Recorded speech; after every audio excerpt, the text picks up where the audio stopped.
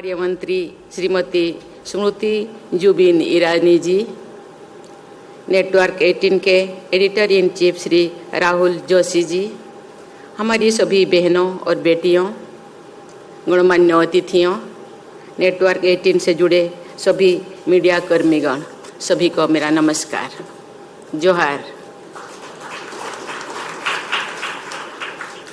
महिलाओं की उपलब्धियों को मान्यता देने, सम्मानित करने और उसका उत्सव मनाने के इस कार्यक्रम में शामिल होकर मुझे हार्दिक प्रसन्नता हो रही है। मैं इस कार्यक्रम के आयोजन से जुड़े प्रत्येक व्यक्ति के अथक प्रयासों की प्रशंसा करती हूँ। मैं इस आयोजन में भाग लेने वाली वुमेन अचीवर्स की सराहना करती हूँ, जिन्होंने यहाँ अपने जीवन कथा लोगों के साथ साझा किया। मुझे ये जानकर प्रसन्नता हुई है कि इस कार्यक्रम के अंतर्गत विभिन्न विषयों पर अलग अलग सत्र आयोजित हुए हैं। इस समारोह को अपने टेक्नोलॉजी से लेकर डिफेंस, वनवासियों की उपलब्धियों से लेकर एंटरप्रेन्योरशिप तक हर क्षेत्रों में महिलाओं के महत्वपूर्ण योगदान की चर्चा का मंच बनाया है। मुझे बताया गया है कि आज के सत्र में अनेक सफल महिलाओं ने अपने अनुभव और विचार साझा किए हैं। यहाँ पर आशा दीदी और भारत की missile women doctor Tessy Thomas से लेकर कविता सिंह, बधुरी ताती और पुनीता अरोड़ा जैसे हस्तियों को उपस्थित महत्वपूर्ण है। आप सभी ने एक सामान्य सी शुरुआत करके अपने लगन और परिश्रम के बल पर बड़े मुकाम हासिल किए हैं। आप सभी को बहुत बहुत बधाई।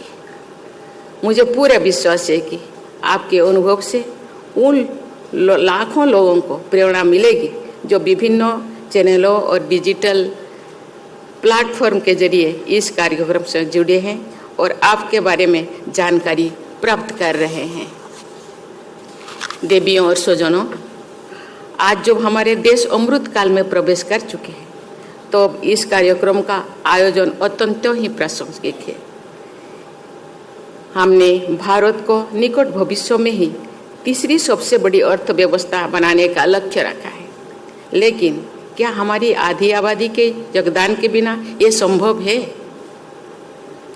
ये प्रामाणिक तथ्य है कि विश्व की प्रमुख अर्थव्यवस्थाओं की विकास यात्रा में वहाँ के सभी वर्गों, सभी क्षेत्रों की भागीदारी रही है।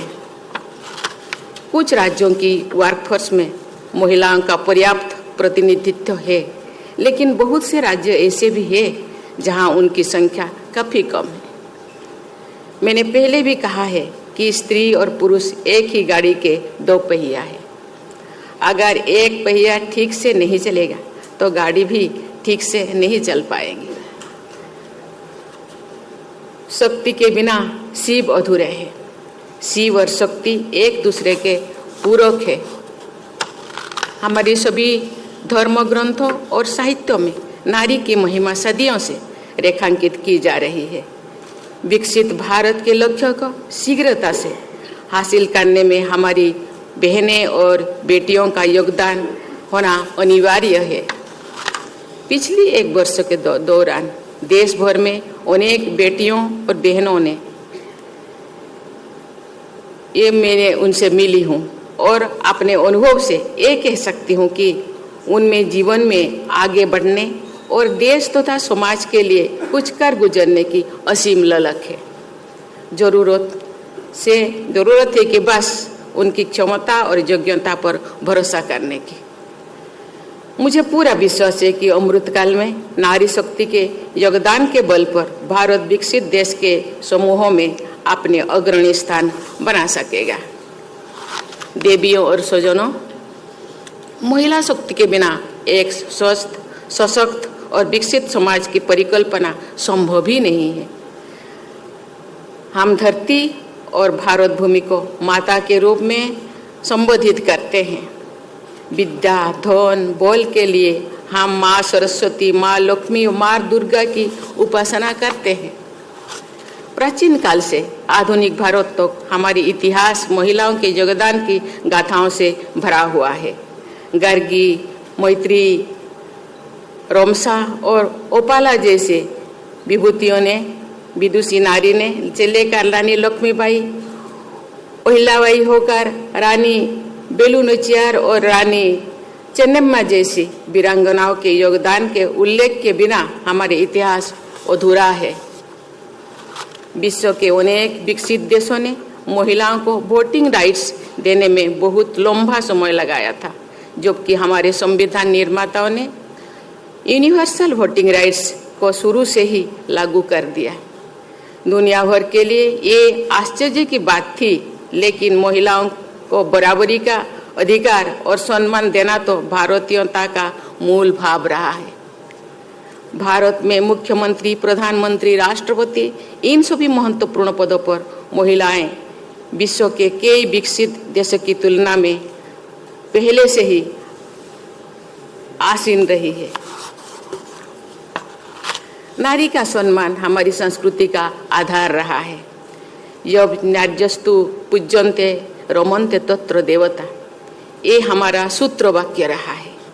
नारी के गौरव में आस्था रखने वाली हमारी परंपरा में अनेक साक्ष्य मिलते हैं कि जब जब नारी का अपमान हुआ है, तब तो पूरा समाज ने एकजुट होकर ऐसे कुकृत्य की भर्त्सना की है और अपराधियों को दंडित किया गया है।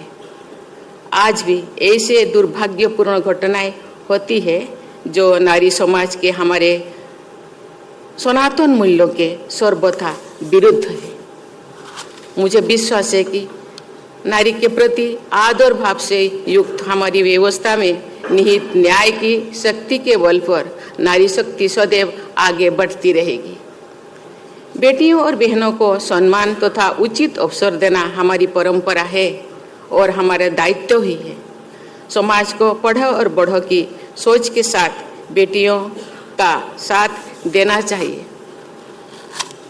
सामान्य पृष्ठभूमि से आने वाली हमारी बेटियां अपनी इच्छा शक्ति और कठिन परिश्रम के बल पर ग्लास सीलिंग को तोड़ते हुए खेल, संगीत, कला, विज्ञान और रक्षा जैसे सभी क्षेत्रों में आगे बढ़ रही है। ये समारोह भी इस तथ्य का एक स्पष्ट प्रमाण है कि हम वुमेन लेड डेवलपमेंट के युग में प्रवेश कर चुके हैं। पूरे समाज का सकारात्मक सहयोग मिलने पर नारी शक्ति के नेतृत्व में ही हो रही है विकास की ये यात्रा और अधिक तेजी से आगे बढ़ेगी। सरकार महिलाओं को और अधिक सशक्त बनाने के लिए निरंतर प्रयत्नशील है, लेकिन एक समाज के रूप में हम सब का भी बेटियों और बहनों को सबल बनाने में अपना योगदान देना चाहिए। हम सबको मिलकर एक ऐसा वातावरण बनाना है जहां सभी महिलाएं सामाजिक, आर्थिक, सांस्कृतिक, राजनीतिक क्षेत्र में पूरी तरह से भाग ले सके और अपना भरपूर योगदान दे सके। मीडिया हमारी समाज व्यवस्था का अहम हिस्सा है और लोकतंत्र का एक प्रमुख स्तंभ है। इस नाते मीडिया की भूमिका बहुत महत्वपूर्ण है। मीडिया का काम समाचार प्रसारित करना ही नहीं है, लेकिन लोगों को शिक्षित करना और सकारात्मक दिशा में ले जाना भी है। मुझे खुशी है कि नेटवर्क 18 ने इस दिशा में एक खास पहल की है। अपने अपने क्षेत्र में सफल महिलाओं को ऐसा मंच प्रदान करने और उन्हें सम्मानित करने के लिए आयोजित ये समारोह प्रशंसनीय है। मुझे विश्वास है कि इस समारोह से प्रेरणा प्राप्त करके अन्य संस्थाएं भी आगे आएंगे और महिला सशक्तिकरण के हित में ऐसे आयोजन करेंगे। बहुत बहुत धन्यवाद। जय हिंद, जय भारत।